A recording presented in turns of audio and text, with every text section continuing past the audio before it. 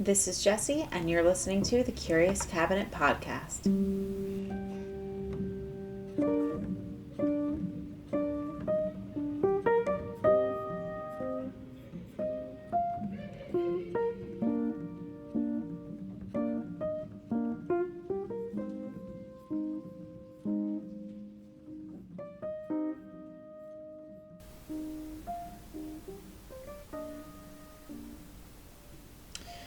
On November 24th, 1971, a plane from Portland, Oregon was boarded and ready to set off towards Seattle, Washington.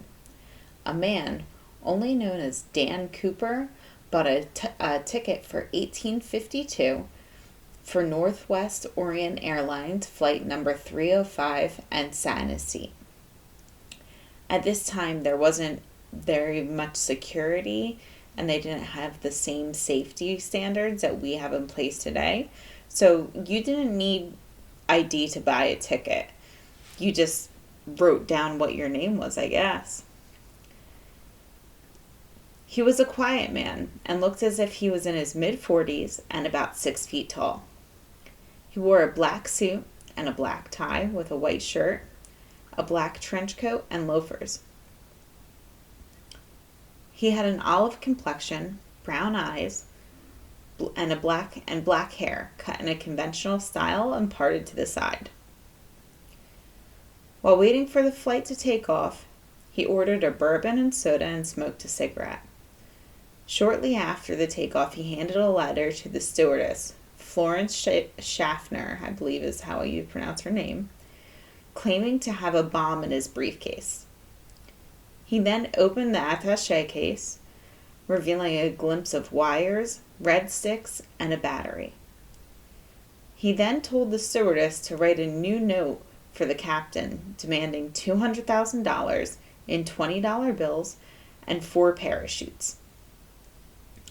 Now today that would be equal to about $1.35 million. The flight circled the airport as it waited for the money to be prepared upon landing. Once it landed, they exchanged the 36 passengers and 2 crew members for the ransom. He demanded that 2 pilots, a flight engineer, and another flight attendant remained on the plane. After the plane refueled, they headed for Mexico City.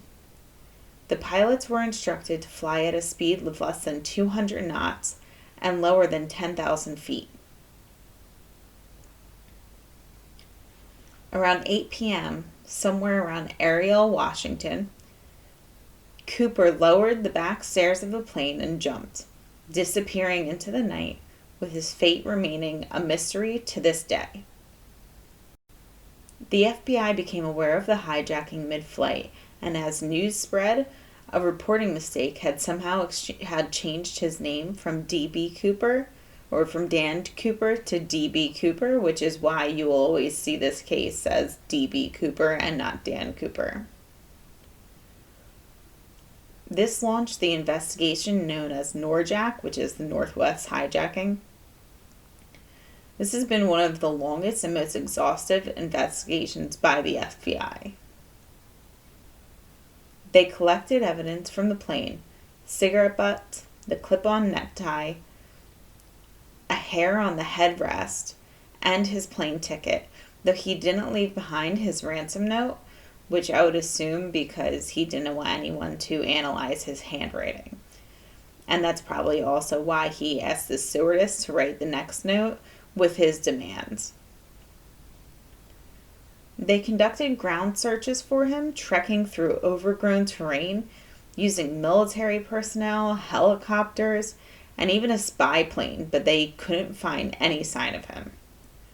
Within the first 5 years, the FBI had more than 800 suspects, with almost every single one being eliminated. They had thought that Cooper had the knowledge of planes and may have been a paratrooper. But eventually they decided against that since the jump was extremely dangerous and he didn't notice that the reserve parachute he had been given had been sewn shut for training purposes.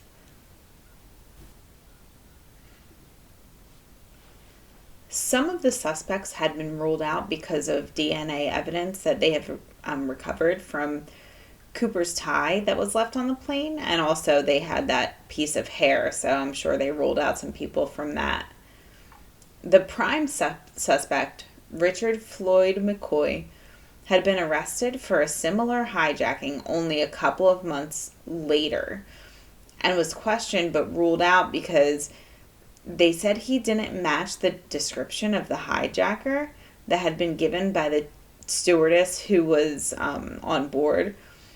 And two of the stewardess from the initial flight gave the same exact description of the man, so they assumed that it wasn't him.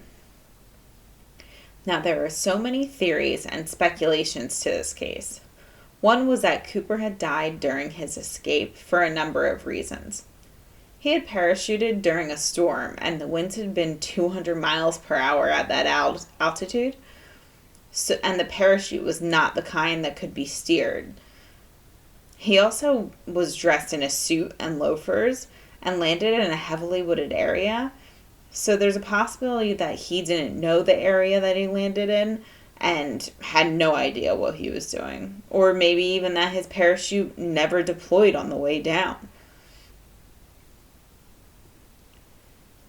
Others speculated that the investigators had mistaken the time of the jump and had been searching in the wrong place at the wrong time because they didn't know exactly when he had jumped from the plane.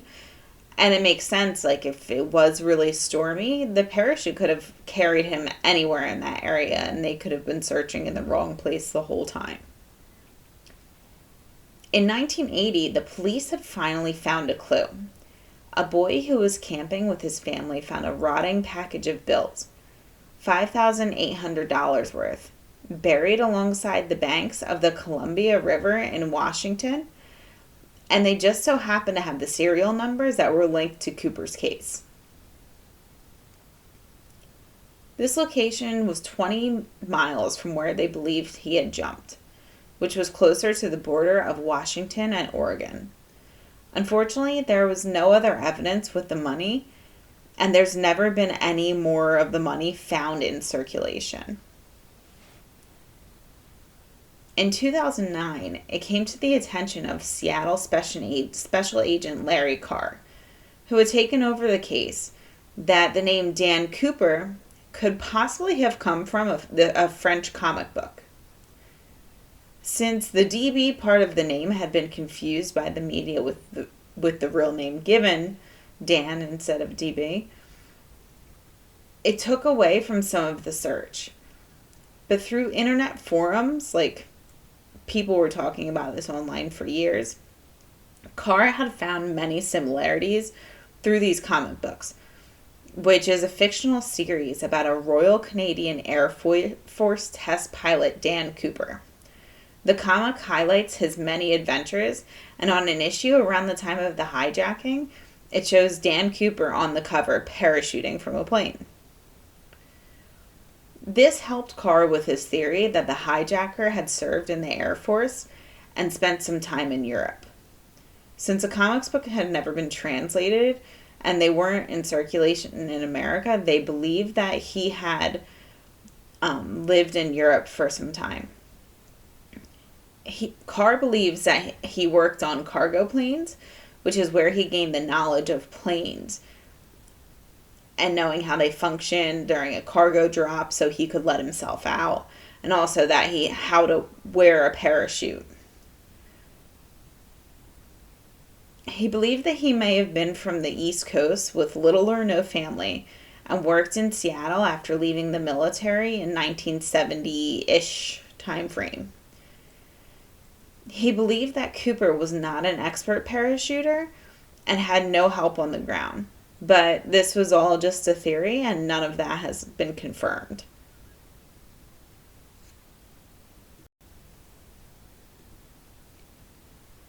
In one of the FBI documents within the case, it's located on the FBI website, but I will add the link in the bio.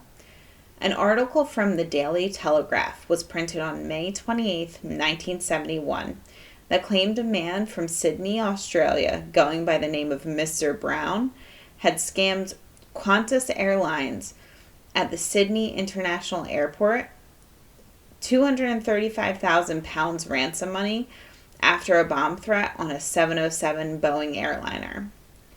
Mr. Brown is not described in the article, but an identikit picture of him bears a resemblance to the sketch of D.B. Cooper. Which, I mean, who knows? Maybe it was the same guy and he got away with another heist. It's crazy. Over the years, there have been countless suspects. Some under the highest suspicion were Richard Floyd McCoy, which we talked about earlier. He was a former military helicopter pilot who served in the Vietnam War. On April 7th, 1972, he performed an almost identical hijacking and jumped out of a plane with $500,000 in cash over Provo, Utah. He was arrested 2 days later and sentenced to 45 years in jail. In 1974, he escaped prison by using a makeshift gun. But after 3 months on the run, he was found by an FBI agent and was shot and killed. Robert Rockshaw was another one. He was a military veteran who was a trained parachuter and had been in trouble with the law a couple of times. They had ruled him out as a suspect, but in 2018, another veteran came forward and said that he decoded messages that were sent by Cooper and that had implicated Rockshaw. It said that at times before his death in 2019, Rockshaw had made cryptic comments about the case rather than denying his involvement. In 2011, Maria Cooper said that in 1971 she heard her uncle, Lynn Doyle Cooper, say, "We did it. Our money problems are over. We hijacked an airplane." But the FBI ruled him out as a suspect, and he had died in 1999. Kenneth Christensen was a military paratrooper who had worked for Northwest Orient Airlines. His brother came forward with information that he had purchased a house in all cash, so he thought it might have been his brother, but Kenneth had died in 1994. And William J. Smith, who had served in the military and was capable of making the parachute jump. At the time of his employer had hit bankruptcy, and he was considered a suspect because his pension was at stake and he needed money, and he wanted to get back at another big corporation. But he died in 2018.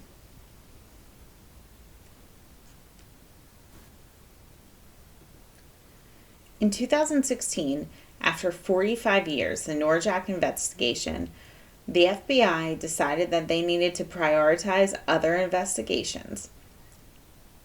Even though the case is still open, they'll no longer be investigating tips that come in. If there is hard evidence, like more of the money or the parachute, then they'll investigate it. But the FBI did preserve the evidence at headquarters in Washington, D.C.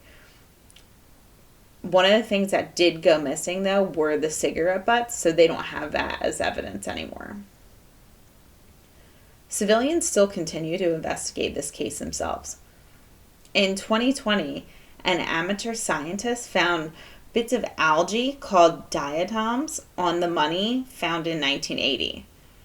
His discovery was that the bills only had one season of diatoms on them, which means they didn't fall into the water when he had jumped from the plane, which was one of the theories. It must have been buried there after or fell in there after. Retired pilot, skydiver, and YouTuber Dan Grider has spent over 20 years investigating this case, and he believes that Richard McCoy Jr. is in fact D.B. Cooper. According to the Cowboy State Daily, Grider said that he had been contacting the family for years, and after the death of McCoy's mother, Karen, in 2020, the family decided to let him come and investigate her home. His discovery was a parachute and a canopy that had been stored in her shed. McCoy's children, Shantae and Richard III, who they call Rick, do agree with Grider and believe that he was D.B. Cooper. They stayed clear of anyone investigating the home over the years, in fear of their grandmother being implicated and getting in some sort of trouble when she was older. Grider has multiple YouTube videos about the investigation and his theories, including one where he found the parachute. When the FBI had seen the video, they contacted Rick and Grider in hopes to obtain this as new evidence. In November of 2023, Rick, Grider, and FBI agents investigated Karen's house and seized the parachute as well as a skydiving logbook found by Shantae that aligned with the timeline for both hijackings, which was another piece of evidence that was so crucial. A month later, the FBI returned to the property to investigate further, though Rick isn't sure what evidence they may have found, and the family has not been updated since. And there are no further comments on the case, if it's going to be reopened or not, or if the evidence was really his. This case has inspired a ton of documentaries, some on Netflix, some on the History Channel. There's books, movies, songs about it, and has really inspired amateur investigators for years. You can find a ton of information throughout the internet. This kind of just sums up what, you can find out there, and I wonder if they'll find out if he was really the one who did it. It's pretty crazy to be able to jump out of an airplane with $200,000 and go unnoticed and never found. But who do you think did it? Leave a comment below. Let me know if you have any other information on the case. And follow me on Facebook, TikTok, Instagram. Don't forget to subscribe to my channel too. Thanks, guys.